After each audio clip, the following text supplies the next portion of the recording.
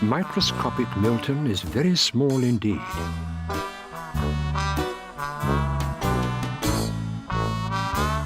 He lives in a clock on the mantelpiece in the parlour of a house that belongs to a lady named Mrs. Witherspoon.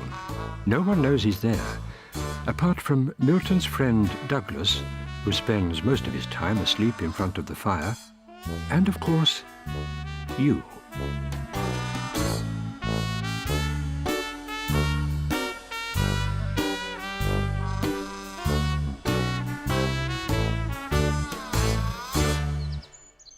Microscopic Milton and Douglas were playing hide-and-seek in the garden.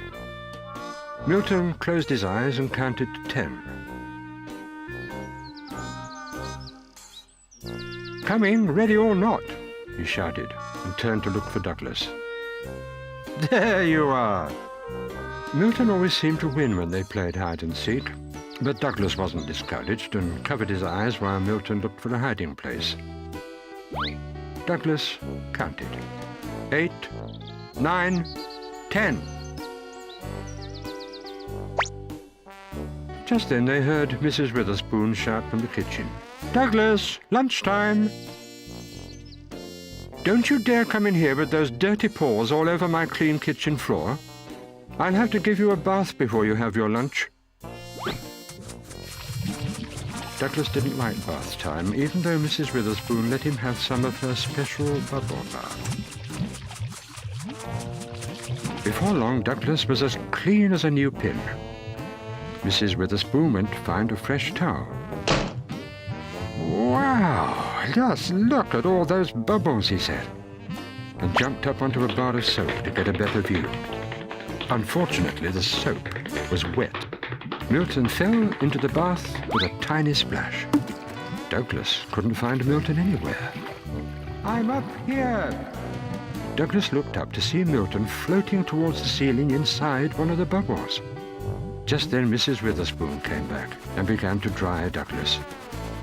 "Woof," he said. "What on earth are you barking at a bubble for, you silly dog?" Mrs. Witherspoon opened the window to let the steam out and then went downstairs. Before Douglas could reach him, Milton had floated out of the open window. "This is great fun," thought Milton. "Oh, dear," thought Douglas, and he ran downstairs, past Mrs. Witherspoon. "Now don't you get yourself dirty again," she shouted. Douglas raced across the garden and with a mighty bound jumped over the fence and straight into a muddy puddle. Milton saw some workmen pouring wet cement onto the road from a big cement mixer. Unfortunately, Douglas was looking up at the bubble and didn't see the workmen. "I can see everything from this bubble," thought Milton. "Even Douglas looks tiny from up here."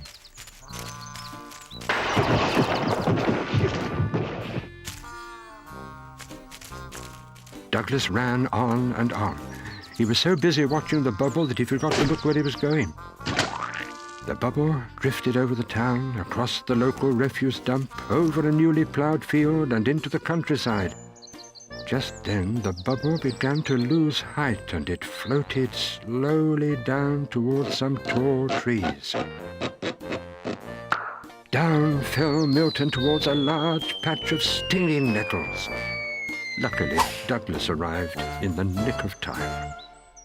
"That was fun," said Milton. "Can we do it again?" Douglas didn't reply, and they set off towards home.